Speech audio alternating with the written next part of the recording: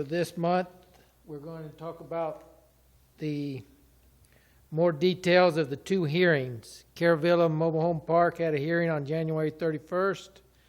Polynesian Mobile Home Park had a hearing on February 3rd. Now, no decision has been made from the hearing officer yet, so maybe next month we'll have part 3 and I'll bring you the decisions. Okay. Push up. Nope. Push up. There you go. Okay. This was the letter that was sent out by the city to Caravilla Mobile Home Park. The date and time was on there, and we discussed last time 4 o'clock was not an appropriate time for the residents, but the residents wanted a 6 o'clock time, and the city decided it would be a 4 o'clock. They accommodated the landowners with the time. Issue number 1 was the supportive documents. The hearing officer gave us 30 minutes to present 6 different issues. The first issue was, we labeled it supportive documents, and in the rent increase notice, the landowners management are supposed to, if they do an increase more than the CPI, which is just the standard rent, then they have to support their increase with documentation. Well, this landowner and management group that we have at Caravilla, they have a history of not providing the supportive documents. They just want it to go through without giving us the right. So we protested the supportive documents, and we wrote a letter to Amy Grayson, who is the hearing officer, on October 16th. And we listed how we tried to get the supportive documents. The rules say they're supposed to be in the office. They weren't in the office. I went by several times between September and October 5th to try to get the documents, but I couldn't get them. So on October 12th, we went ahead and presented our petition. So, and then a week later, they came up with the supportive documents and gave it to us, but we've already put the petition in. Issue number 2, we called reduction of services. And we took about 10 minutes to present this issue. Management has been going low quality for the last couple years. And in the city ordinance, the value of management was 5% of the gross income. So we asked the hearing officer to reduce our rent 5% in order to make up for this low quality management. I don't know if you can read that, but the rent increase notice was not in compliance. Number 2 is when the Southern California Edison issues a non-emergency scheduled maintenance, they give out a notice to every customer. Well, the residents are not the customer of Southern California Edison. The office is, and then they distribute it. Well, the office received this notice, but in supplying the notice of the outage to the residents, they just failed. And there was 3 different times in the last 2 years. So we brought that up to the hearing officer. The pathway where we drive, the driveway, is made of asphalt, and a lot of it is deteriorating. So we've talked to the management about putting a slurry seal or some kind of sealant on there, and they've just seemed to not want to prevent the asphalt from deteriorating. And there's a rule change. They've allowed large dogs into the park, which when I moved in, the dogs had to be little. The laundry room is not kept up, and the sink is plugged. And there's other issues that we brought up about management and the problems we're having with them.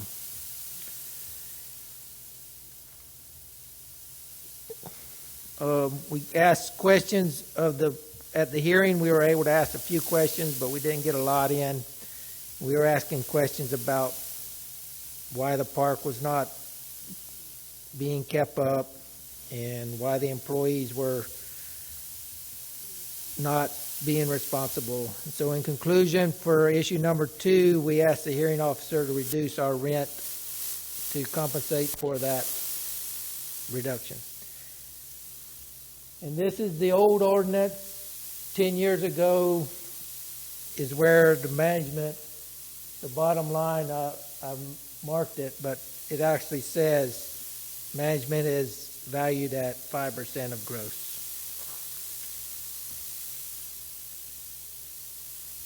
And this was a letter that we sent to Amy Grayson explaining our issue and why we were asking the 5%, and it just lists the same things I just talked about. Any questions so far? It's next to the fire station by the townhouse? Yes. The first one is called Royal Oaks. The senior citizen one? That's across the road from the fire station. That one's called Sierra. No, the one that's right by the community center. Okay, no, that one is a senior. That's called Palms or Canyon Palms. So you're on the other side. We're right next to the Shell station. You know where the Shell gas station? Yeah, we're in the Shell. We're right next to the Shell. Royal Oaks. Yeah, the little flagpole. Yes. Yes, that's Caravilla. Okay. This was a letter that we sent to Amy Grayson explaining the power outages. The Civil Code, the California Civil Code 798.42 actually has a rule in there that you're supposed to be able to receive a notice 72 hours before any power outage. So we brought this up to the hearing officer and showed her that. Like I say, there's been no decision made yet, but within the next week we probably should get a decision, or the city will get a decision, and then the city will send out that decision to the residents in a form letter. And this is the second page of the letter that we sent to the hearing officer, just explaining our issues. We had a lot of reference material, so all the D2 and the EFG numbers is just the way we labeled our petition. So, and that's public record. If anybody wants to go to the city, it's actually on a public records, but I'm not going to go through all that today. Issue number 3 that we presented to the hearing officer, the maintenance person and the manager a couple years ago painted a private house. They took a whole week and spent 40 hours painting this house and putting new trim and doing some work on the house, and we want to be reimbursed for that. Come to find out that the people that own the house has a personal relationship with the manager, a girlfriend, boyfriend relationship, so we figured that's why they painted the house, but that shouldn't be the resident's responsibility to pay for that time and the material. So we brought that up to the hearing officer about why the management is still lacking in quality. Issue number 4 that we presented to the hearing officer was an attempted eviction. A resident received an attempted eviction because of some repairs he was doing to his house. The eviction was overcome, but the resident spent some money on a lawyer. He spent some money traveling back and forth to the lawyer and getting consultant work. So for a year and a half, he tried to talk to management about getting reimbursed for that money he spent. He actually got a letter from management said the case was closed, that they weren't responsible for his expenses. So we went and looked in the California code, and 798 Article 8 actually states that the prevailing party, whether you settle in court or out of court, gets reimbursed for the cost of fighting the eviction.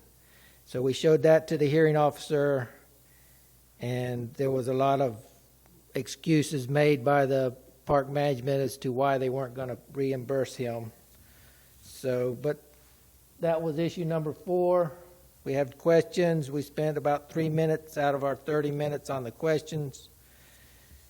We didn't get very well allotted time at the hearing, but that's why we sent most of the information ahead of time to the hearing officer in document form, so that when we got shorted on time at the hearing, we already had the information in front of her.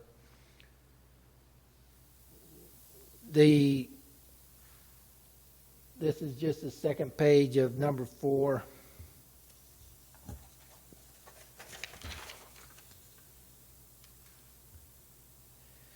And this was the letter we sent to the hearing officer.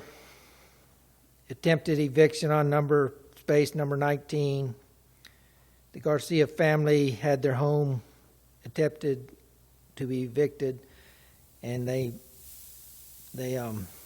did the repairs, then the eviction was overcome, so that's what he was asking for, the reimbursement. We also sent her a list of expenses.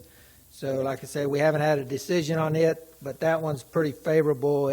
All the rules just are very logical that he should be reimbursed, but management's fighting it because it's a pretty big number.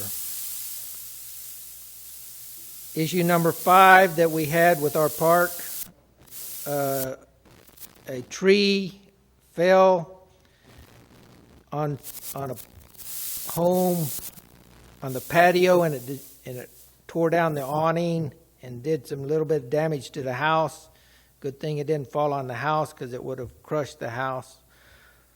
But in the process of repairing that house and repairing the patio where the tree fell, and they used equipment to pull the tree out, there was a lot of damage to the paving stone and the patio area. So the resident spent a lot of time and effort repairing all that. So he was asking for reimbursement for his expenses. And again, the civil code actually has a section that says all tree damage, cost of removal, is on the management. It's not on the resident. Trees are considered to be community property there. So even if the tree is on the one space, it is community property. So therefore, the management is responsible for taking care of the trees and trimming the trees.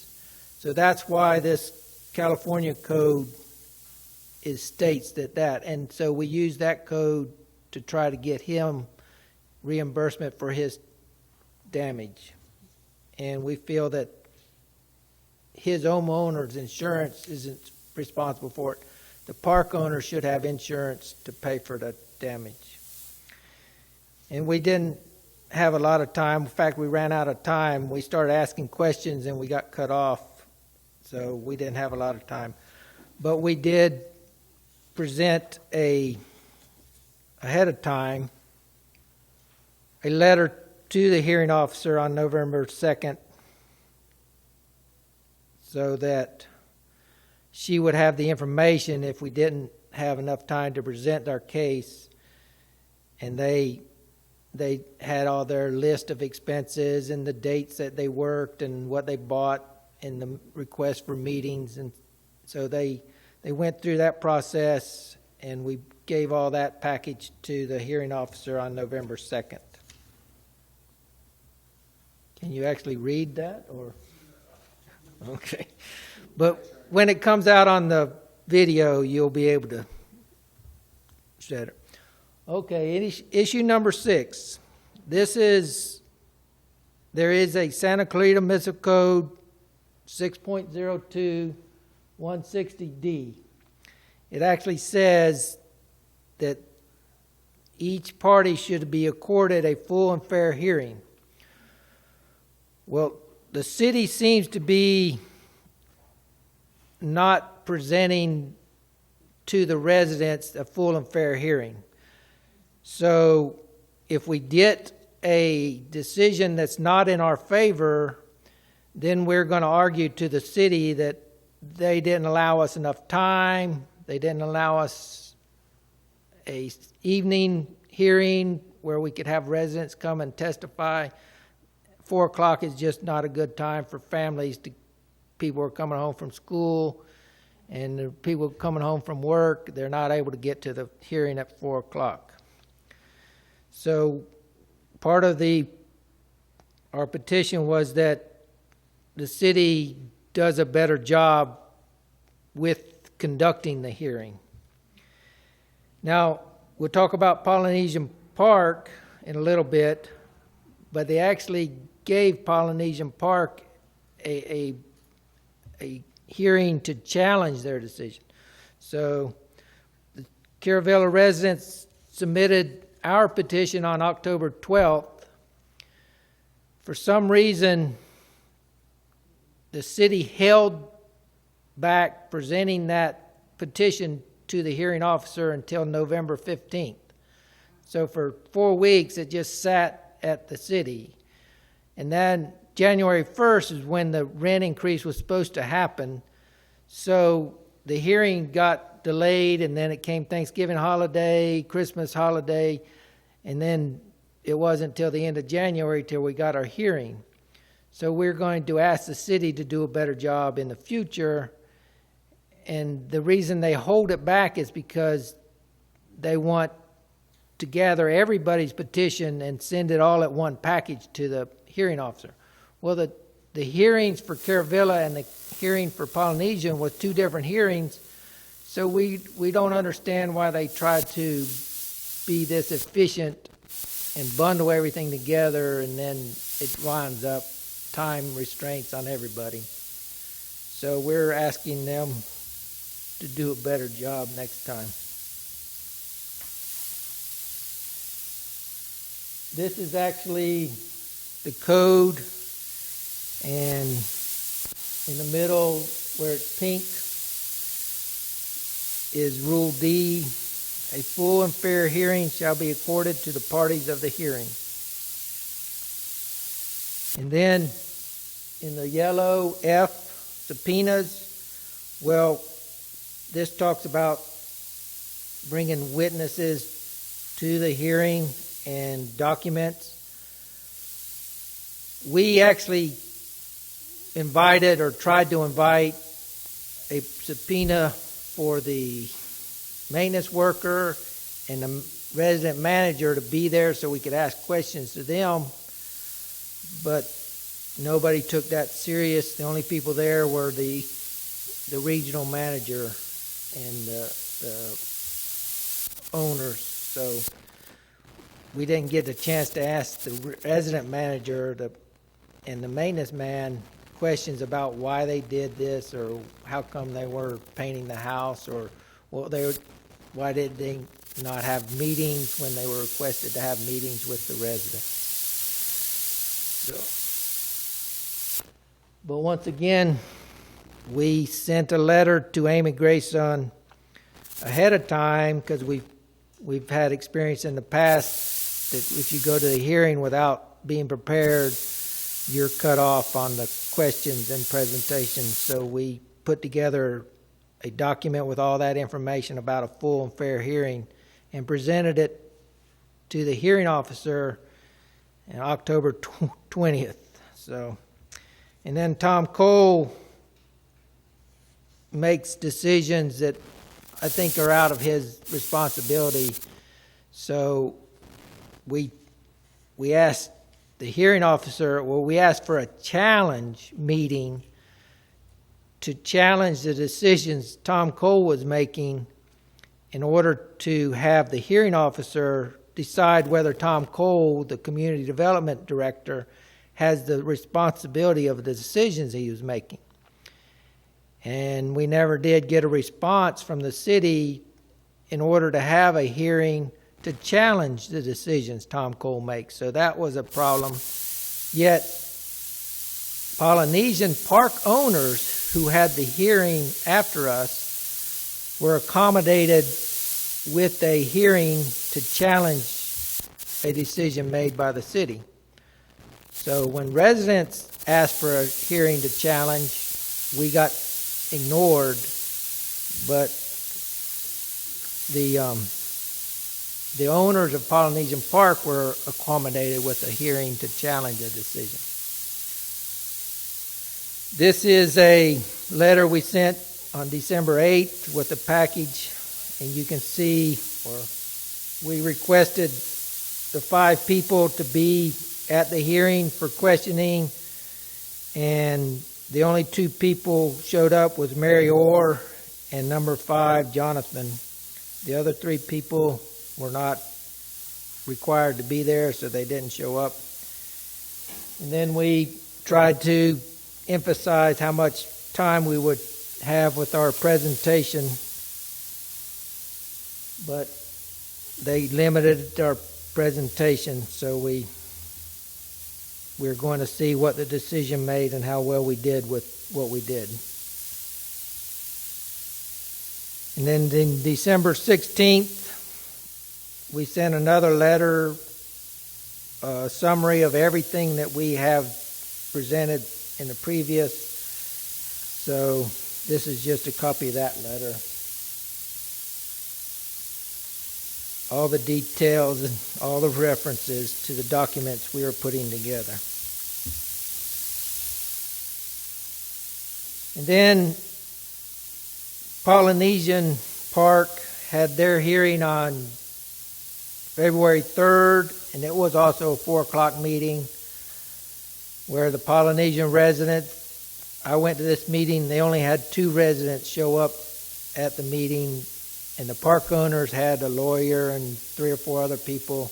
But at 4 o'clock, that's business time for them, so they showed up. And then the city presented them with the issue about the way they did their notice, and then the city rejected their notice of rent increase. So that's why Polynesian challenged that decision where the rent increase notice wasn't in compliance. So somehow Polynesian Park got a hearing to challenge the decision of the city. Whereas, like I said before, the residents at our park tried to challenge the decision made by the city, and we got ignored. Okay, this is an email response or a reply that I did for e-records at the city. I actually asked, how come Polynesian Park Owner Management got a hearing? How did they come about? How did the city come about accommodating their hearing? And the part in the orange, as such, Polynesian Mobile Home Park was given 2 options to correct their deficiency: revise the notice and provide the residents with a revised notice, or present the matter to a hearing officer and choose to have the matter reviewed by a hearing officer. So here it is, the city was accommodating the park owners of Polynesian Park, yet when Caravilla asked for a hearing to challenge a decision made by the city, we got ignored. So that's not very consistent. Okay. Everybody recognize these. These are speaker cards or written comment cards. And you can see that the city council written comment card is green on the bottom. Okay, and planning commission are green, written, and if you want to speak, you turn in a blue card. It's already called a blue speaker card. You hear that all the time. Well, whoever ordered the cards for the mobile home park hearing, they got the color opposite. The green card on top is actually the speaker card for the mobile home parks. And then the green card is written comment. It matches the blue speaker card. And this has been going on for 5 years or something. And every time I bring this up to Tom Cole or the city, don't worry about it. So when we go to the hearing, I'm used to filling out a blue speaker card. I fill out the blue card, and then I realize I'm filling out the opposite one, and then when I turn it in, and they say, you want to speak, or do you want to write a letter? No, I want to speak. Well, then you have to fill out the green one. So it's all very confusing. So this is another issue that we've tried to straighten up with the city, too. I think that's the end. Yes. All right. Questions? When the city was chartered in 1987, there was a big community of manufactured homes in this valley. And when somebody purchases a manufactured home and they have it in a space, then if there's no process for a rent increase every year, then the landowners can just go, we're going to raise your rent $50 next year. And if you don't have the ability to fight that, then they tell you, okay, take your home and leave, or you're evicted. So a group of residents in 1990 went to the city and said, we need a little bit of a more, it's not rent control, but it's called rent increase procedures. And they stayed up, okay, you can only increase by the CPI every year. And if you have capital improvements or emergencies or an issue, then you can document that you need an extra money besides the CPI, then you have to go through these procedures. So the city council adopted these rules in 1990, and that's this big post pamphlet here. So from 1990 to 20 years later, it was part of the city.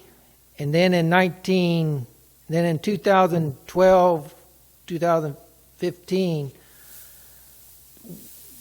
we went to the city as a community and said, some of these rules just aren't working correctly, and we're going to update it. And we updated it the last 6 years. But without these rules in place, then the park owners can just say, next year you're going to get an $80 rent increase. And there's no way to say no to it. So these procedures were adopted as soon as the city was chartered. So every park in the city limits is under this jurisdiction. Anybody outside, like Lily of the Valley or the yeah. Then there's one Paradise up in Gorman, and there's one over by the 14. Those are outside the city limits, and they're not under these rules. So if you have a park owner that's real greedy, he can raise your rent, and if you can't pay it, you can't move your house because it costs $20,000 to move, plus there's no place to move. So that's why the city went ahead and adopted these rules. So are they acting as your agent, or are they supposed to be acting impartially? The city? The city, correct. The city is supposed to be acting as just the moderator, arbitrator conducting the hearing. They've hired a independent outside hearing officer from a law firm that actually conducts the hearing, but the city holds the hearing, schedules the hearing, the city staff decides stuff. And the last question. Okay. You were given 30 minutes. I was given 30 minutes at the hearing to present these 6 issues that were Caravella's issues. Thank you. Yeah. Okay? All right.